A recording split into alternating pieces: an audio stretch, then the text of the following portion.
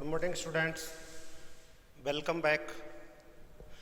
कल मैंने आपको बताया था कि प्रश्न पत्र किस तरह से तैयार होते हैं, उनके स्टेप्स क्या हैं, कैसे उनको यूज करते हैं, किन बातों को ध्यान रखना चाहिए। आज मैं आपको बताऊंगा शिक्षा शास्त्रीय विश्लेषण। शिक्षा शास्त्रीय विश्लेषण से तात्पर्य analysis of pedagogy. Analysis of pedagogy होती क्या है, इस संबंध में अपन बात करेंगे। ये इसका तात्पर्य है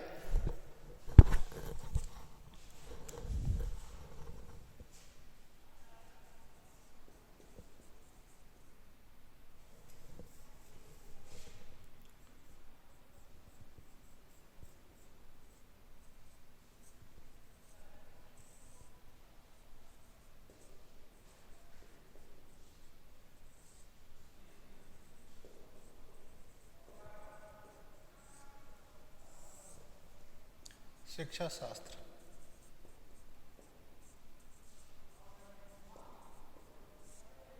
प्लस विश्लेषण।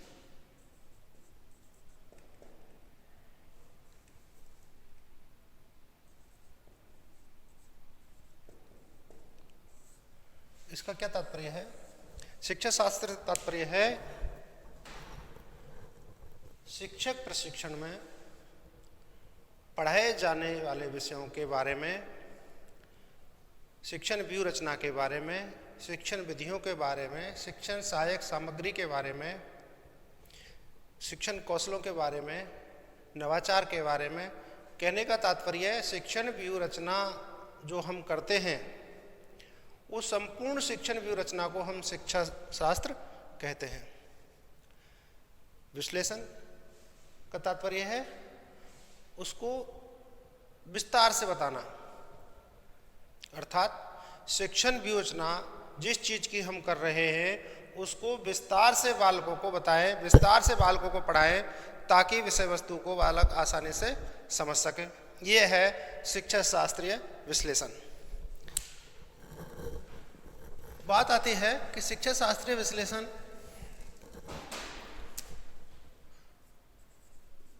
शिक्षा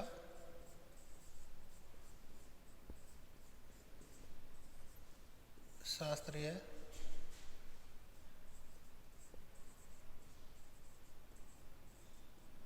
विश्लेषण ये क्यों जरूरी है?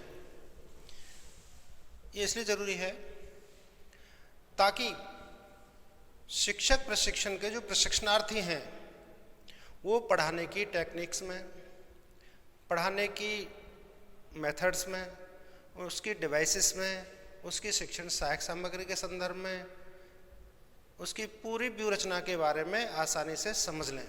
इसलिए शिक्षा शास्त्रीय विश्लेषण बहुत जरूरी है। यदि हम शिक्षण व्यवस्था में शिक्षा शास्त्रीय विश्लेषण नहीं करते हैं तो हम अच्छे तरीके से ना तो बच्चों को पढ़ा पाएंगे, ना अच्छा अचीवमेंट्स बालक कर पाएंगे, न ही हमारे उद्देश्यों की प्राप्ति होगी, न ही हम अच्छा मूल्यांकन कर पाएंगे, न ही हम अच्छी शिक्षण सहायक सामग्री लगा पाएंगे। इन सब चीज़ के लिए बहुत ज़रूरी है शिक्षा शास्त्रीय विश्लेषण। एक ऐसा विश्लेषण जो शिक्षा शास्त्र पर आधारित हो। यह वह प्रक्रिया है जिसके माध्यम से किसी विषय वस्तु को उसके भाग, अवयव या तत्वों में बांटा जाता है। जैसे राष्ट्रपति पढ़ा रहे हैं आप, एक प्रकरण है राष्ट्रपति, ठीक है। अब इसका हमें विश्लेषण करना है, शिक्षा शास्त्रीय विश्लेषण करना है। शिक्षा शास्त्रीय विश्लेषण क्या क्या चीज आएंगी इसमें? नंबर 1, सबसे पहले हमें इसके उद्देश्यों को लिखना है, व्यावहारिक उद्देश्यों को, कि किस तरह से और कौन कौन से उद्देश्यों की प्राप्ति हमें करनी है। उसके बाद बालकों के पूर्व ज्ञान को पता करना है कि बालकों का पूर्व ज्ञान राष्ट्रपति के संदर्भ में कितना है।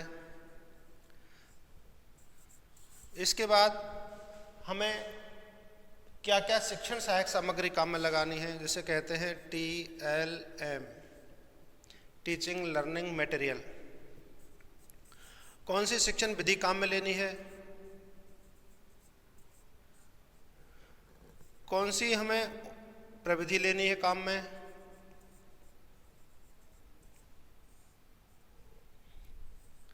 कौन सी युक्ति काम में लेनी है,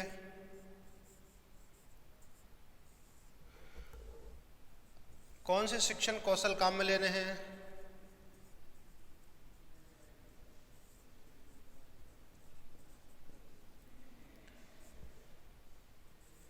मूल्यांकन में कौन सी टेक्निक हमें अपनानी है,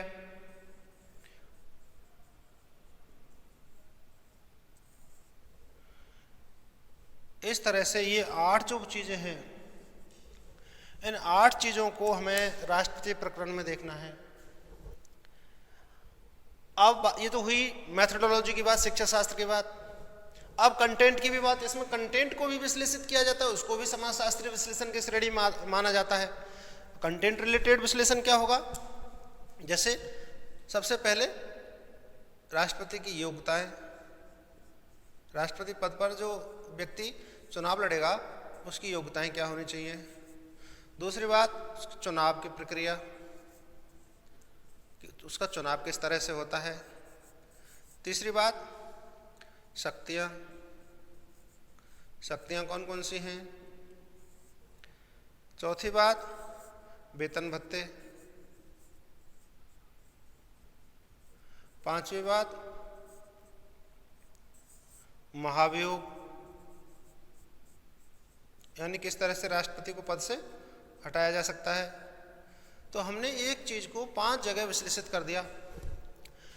इसको कहेंगे समाजशास्त्रीय विश्लेषण। इन दोनों को मिला के समाजशास्त्रीय विश्लेषण की श्रेणी में। क्यों? क्योंकि इसमें हमें व्यूहरचना का भी विश्लेषण करना होता है और हमें कंटेंट का भी विश्लेषण करना होता है। यदि हम कंटेंट का विश्लेषण नहीं करते हैं, केवल मेथोडोलॉजी का विश्लेषण करते हैं, तो हम सही तरीके से बालकों को नहीं पढ़ा पाएंगे। ठीक है, हमने मेथोडोलॉजी यूज कर ली, सारी चीज़ इनमें से काम में ले ली, लेकिन जब तक हमारी विषय वस्तु हम विश्लेषित नहीं करेंगे, हमारी विषय वस्तु को हम अलग अलग भागों में नहीं बांटेंगे, क्रमबद्ध रूप में हम उनको नहीं रखेंगे, तो बालक हमारे क्रमबद्ध रूप से उस विषय वस्तु का ज्ञान प्राप्त नहीं कर पाएंगे और शिक्षक उसकी व्यूहरचना सही तरीके से नहीं कर पाएगा। इसलिए बहुत जरूरी है कि शिक्षा शास्त्रीय जो विश्लेषण है सामाजिक विज्ञान विषय में अवश्य ही करना चाहिए। सामाजिक विज्ञान विषय में ही नहीं, दूसरे विषयों में भी ये बहुत ही उपयोगी है।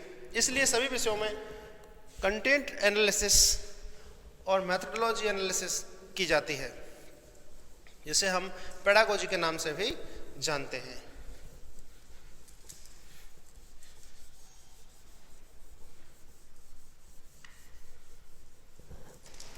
ठीक है,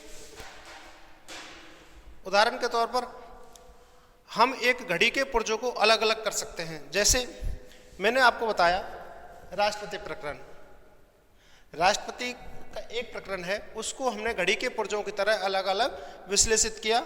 ठीक उसी प्रकार हम किसी भी शिक्षण प्रकरण या विषय वस्तु को उसके विभिन्न भागों या अवयवों, प्रकरणों, अवधारणाओं, विशेष में विभाजित करके कार्य विश्लेषण के माध्यम से, इकाई विश्लेषण के माध्यम से तैयार करते हैं। यानी इसका तात्पर्य हुआ कि हमारा पूरा सिलेबस है, कक्षा 8 आप पढ़ा रहे हैं, ठीक है। कक्षा 8 के सिलेबस को सबसे पहले हमें इकाइयों में बांटना पड़ेगा, पहले हमें वार्षिक योजना बनानी पड़ेगी।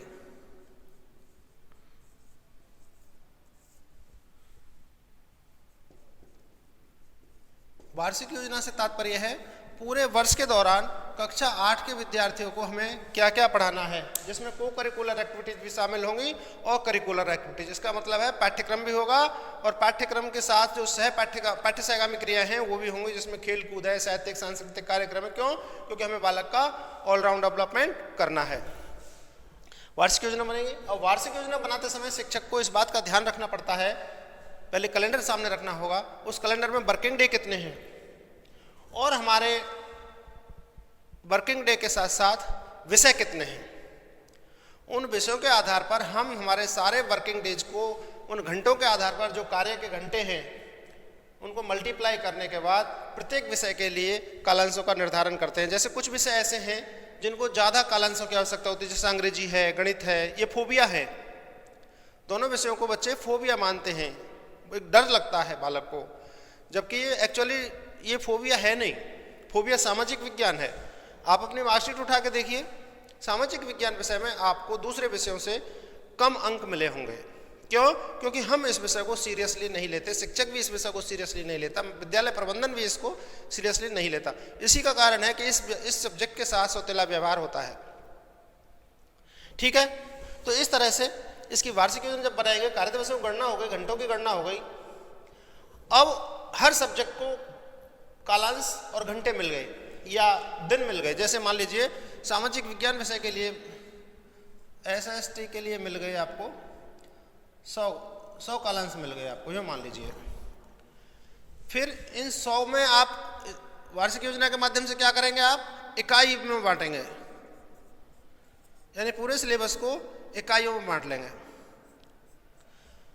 जैसे इसमें मान लीजिए 5 इकाई हुई, तो प्रत्येक इकाई को कितने घंटे हुए, 20। लेकिन इसका ये निर्धारित नियम नहीं है। कोई यूनिट बड़ी है तो उसको 25 घंटे भी हो सकते हैं, कोई यूनिट छोटी है तो उसको 15-20 घंटे हो सकते हैं। तो इस तरह से हम 5 इकाइयों में इसको विभक्त कर देंगे। अब इन 5 इकाइयों को हम किस में करेंगे, प्रत्येक इकाई को प्रकरणों में करेंगे। ठीक है। अब यहां प्रकरणों को भी हम शिक्षण बिंदुओं में करेंगे।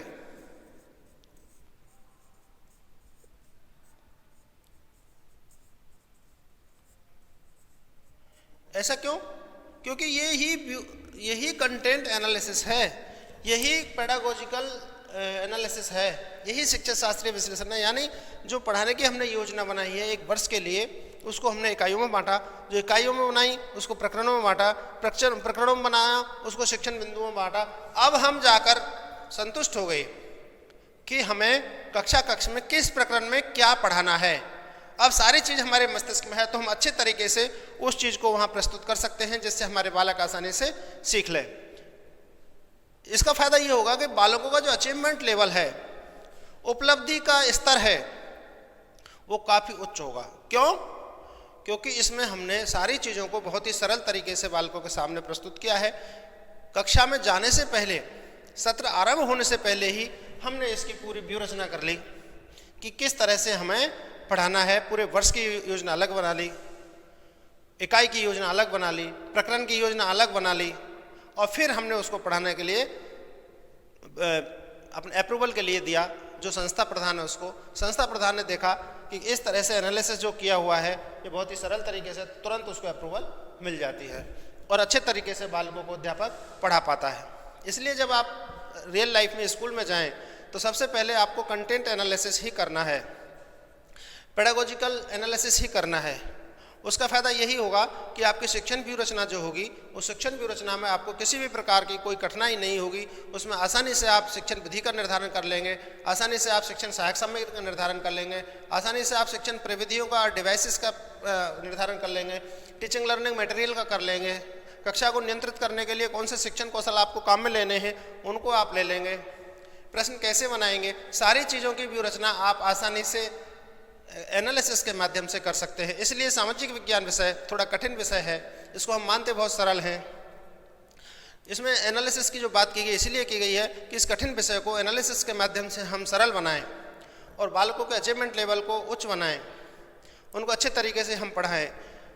आगे इसी में है विस्तृत एवं छोटे खंडों, विस्तृत हो गए, छोटे खंड हो ये हो गए, प्रकरणों यानी उपिकाइयों ये हुई, ये आदि को, इसके अवधारणाओं को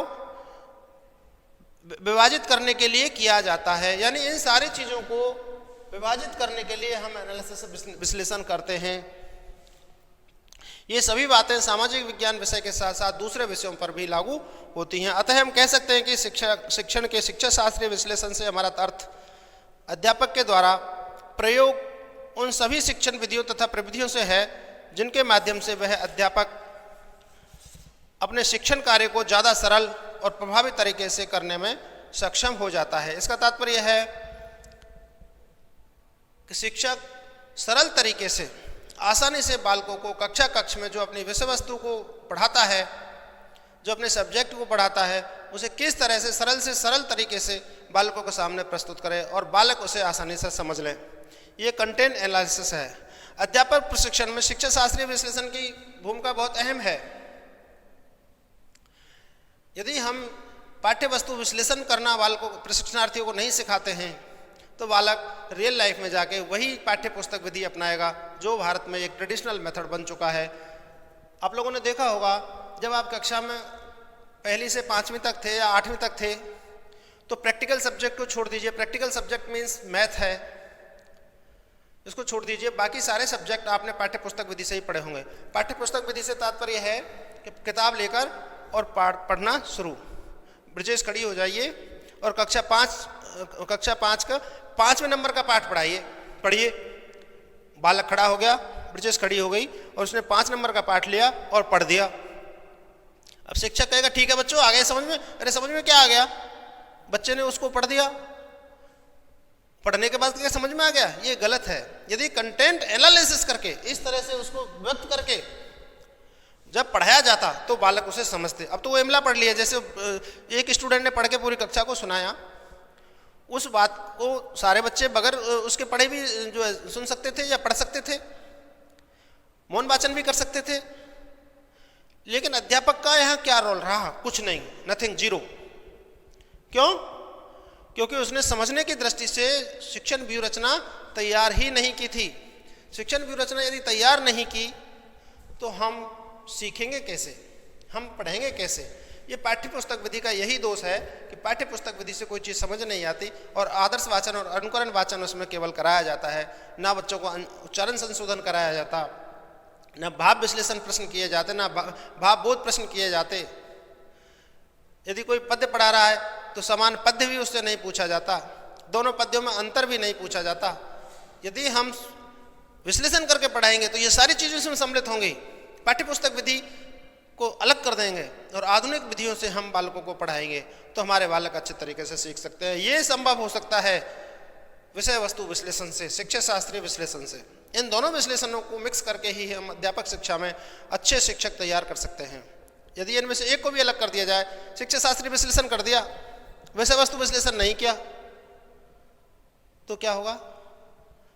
बालक पढ़ाएगा, प्रशिक्षणार्थी पढ़ाएगा बहुत अच्छा, लेकिन पढ़ाएगा किस चीज को? पढ़ाने में तो तैयार हो गया, लेकिन वो विषय वस्तु तो उसके पास आई नहीं कि किस तरह से उसको विश्लेषित करना है, किस तरह से हम अच्छे तरीके से बालकों को पढ़ा सकते हैं। इसलिए बहुत जरूरी है कि सरल एवं प्रभावी तरीके से अपने शिक्षण कार्य को हम किस तरह से पूर्ण कर सकते हैं, यही शिक्षा शास्त्रीय विश्लेषण है। अब बता दें कि अध्यापक शिक्षा में शिक्षा शास्त्रीय विश्लेषण की भूमिका क्या है, वो मैं आपको बताता हूं।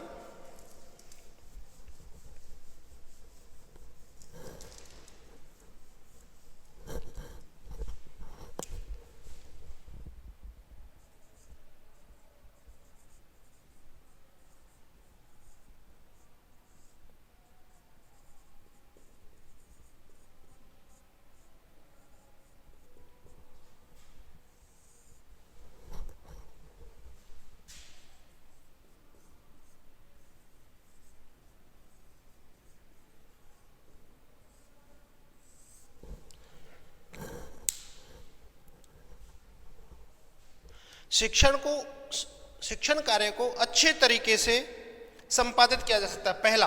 पहली इसकी भूमिका है शिक्षण कार्य को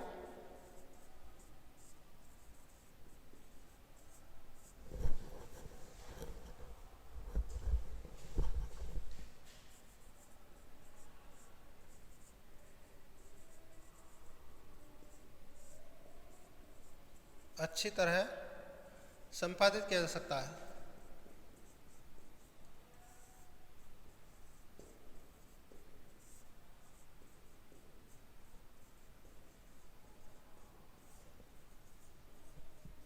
समझे इसका मतलब? शिक्षण कार्य को अच्छी तरह से संपादित किया जा सकता है, इसका तात्पर्य अच्छे तरीके से शिक्षण कराया जा सकता है। अच्छे तरीके से कैसे? जैसे मैंने अभी बताया आपको, पहले वार्षिक इकाई बनाई, फिर वार्षिक योजना बनाई, फिर इकाई योजना बनाई, उसके बाद दैनिक पाठ्य योजना बनाई। दैनिक पाठ्य योजना में भी हमने एक पाठ्य योजना को 3 भागों में बांट दिया, यानी बहुत बड़ी चीज को, बहुत विस्तृत थी, उसको हमने बिल्कुल सरल रूप में बालक के सामने ला के रख दिया। अब उसको प्रस्तुत कैसे करेंगे, वो सारी चीजें इसमें सम्मिलित हो जाएंगी। शिक्षण विधि, शिक्षण कौशल, टेक्निक्स, डिवाइसेस, सारी चीज इसमें सम्मिलित हो जाएंगी।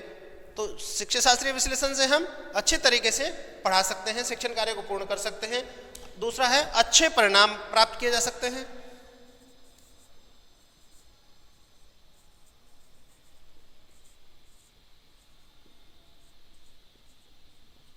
अच्छे परिणाम प्राप्त किए जा सकते हैं।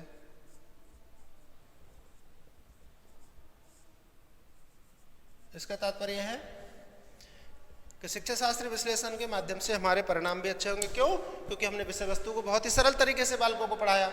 जब सरल तरीके से बालकों को पढ़ाया तो आसानी से उन्होंने उसका अधिगम भी उनको हुआ, उन्होंने सीखा, तो जाहिर सी बात है उनका अचीवमेंट भी अच्छा होगा, उनका मूल्यांकन भी अच्छा होगा। इस तरह से शिक्षा शास्त्रीय विश्लेषण बहुत जरूरी है। तीसरा है अधिगम उद्देश्यों की पूर्ति।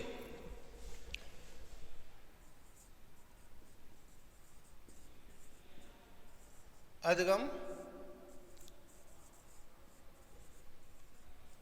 उद्देश्यों की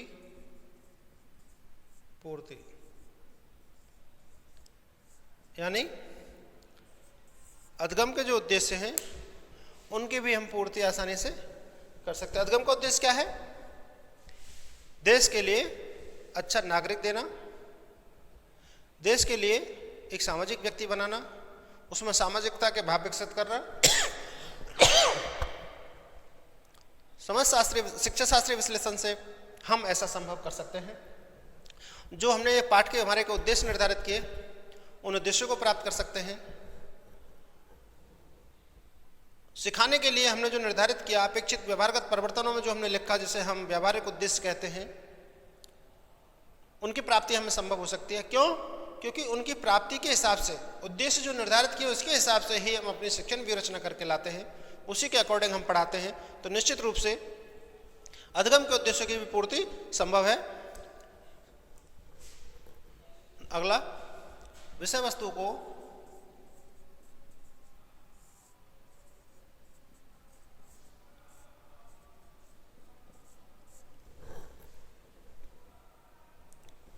प्रभावी ढंग से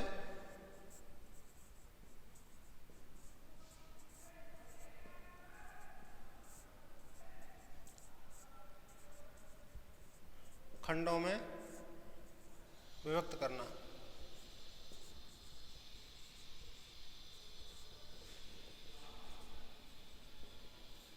जा सकता है।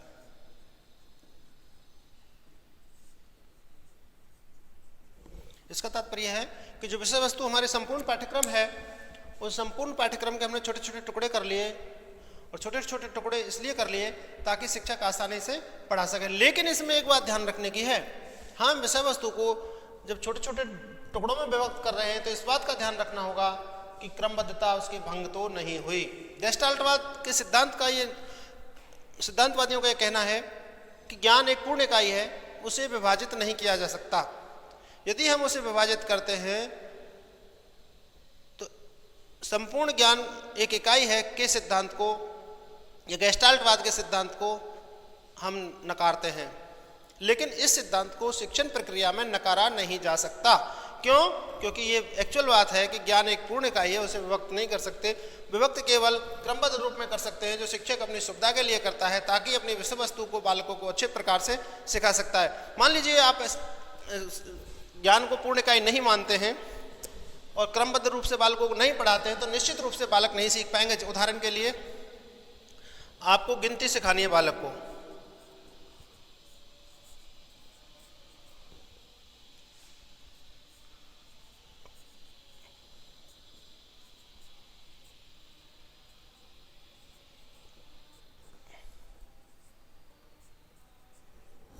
अब आप मुझे बताइए, बालक इस तरीके से सही सीखेगा या इस तरीके से सही सीखेगा?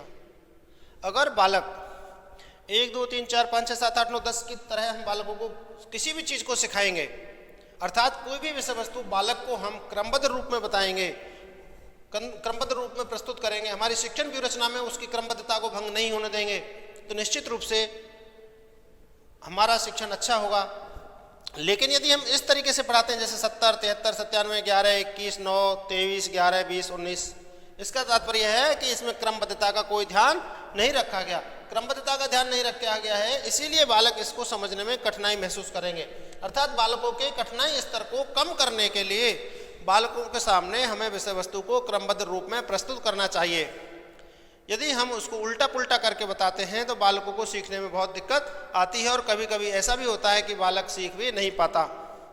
इसीलिए शिक्षा शास्त्रीय विश्लेषण का अध्यापक शिक्षा में यही भूमिका है कि हम किसी भी कार्य को, किसी भी विषय वस्तु को प्रभावी ढंग से खंडों में करें, अर्थात क्रमबद्ध रूप में हम उनको प्रस्तुत करें ताकि अच्छे तरीके से बालकों को हम पढ़ा सकें।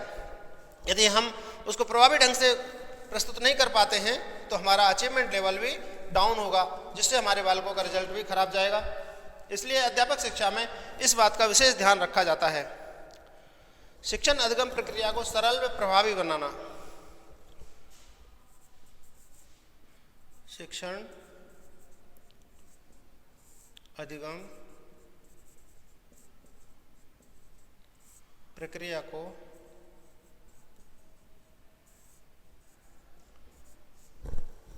सरल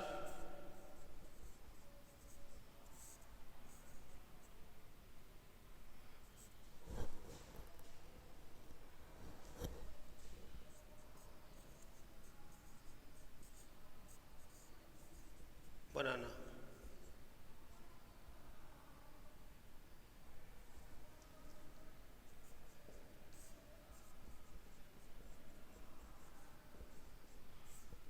इसका तात्पर्य है शिक्षण अधिगम की जो प्रक्रिया है, यानी सीखने सिखाने की जो प्रक्रिया है, कक्षा शिक्षण जो चलता है वो टू वे प्रोसेस है। शिक्षण और अधिगम, सीखना और सिखाना, यह प्रक्रिया कक्षा कक्ष में चलती है। शिक्षा शास्त्रीय विश्लेषण से हम इसको सरल और प्रभावी बना सकते हैं। सरल और प्रभावी कैसे बना सकते हैं? हम विभिन्न शिक्षण विधियों को काम में लेंगे जो बालकों की रुचियों के अनुसार होंगी, बालकों की क्षमताओं के अनुसार होंगी, बालकों की आयु के हिसाब से होंगी। इस तरह से उनकी रुचि, क्षमता, आवृत्ति आदि का हम ध्यान रखते हुए शिक्षण कार्य संपादित करते हैं तो निश्चित रूप से बालक अच्छे तरीके से सीखेंगे। और यदि हम इन चीज़ों का ध्यान नहीं रखते हैं, शिक्षण विधियों का ध्यान नहीं रखते, शिक्षण सहायक सामग्री का ध्यान नहीं रखते, बालक के मेंटल लेवल का ध्यान नहीं रखते, तो हम अच्छा शिक्षण बालकों को नहीं करा सकते। क्यों? क्योंकि उन बातों को ध्यान में हम रखते ही नहीं है। उन बातों को ध्यान में नहीं रखेंगे तो बच्चों को हम पहचानेंगे कैसे, बच्चों के अकॉर्डिंग हम पढ़ाएंगे कैसे? इसलिए इन चीज़ों की जानकारी शिक्षक के लिए होना बहुत जरूरी है, तभी हम अच्छा शिक्षण प्रदान कर सकते हैं। यदि इन चीज़ों को हम अपने मस्तिष्क में नहीं रखते हैं तो अच्छी शिक्षण प्रक्रिया हम उसको नहीं कर सकते, अच्छा शिक्षण अधिगम जो प्रोसेस है वो नहीं चल पाएगा। अगला है शिक्षण व्यूहरचना में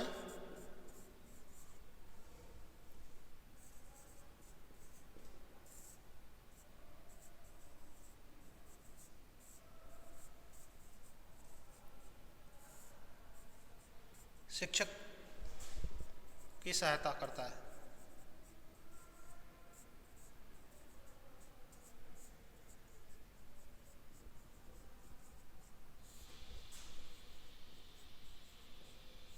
इसका तात्पर्य है हमारी जो शिक्षण व्यूहरचना है उस शिक्षण व्यूहरचना को शिक्षा शास्त्रीय विश्लेषण की बहुत आवश्यकता है। शिक्षा शास्त्रीय विश्लेषण हम करेंगे तो अच्छे तरीके से हम बालकों को जो पढ़ाने की व्यूहरचना तैयार कर रहे हैं वो हम प्रस्तुत कर पाएंगे। यदि हम शिक्षण व्यूहरचना में शिक्षा शास्त्रीय विश्लेषण को ध्यान में नहीं रखते हैं, उसका विश्लेषण नहीं करते हैं तो हम व्यूहरचना नहीं कर सकते।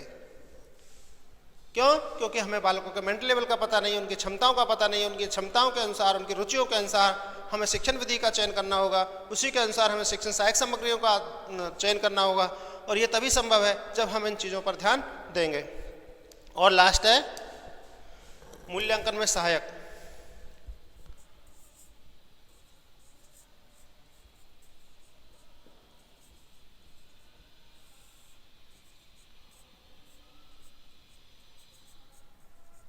यह विश्लेषण यह निर्धारित करता है कि बालक का मूल्यांकन हमें किस तकनीक से करना है।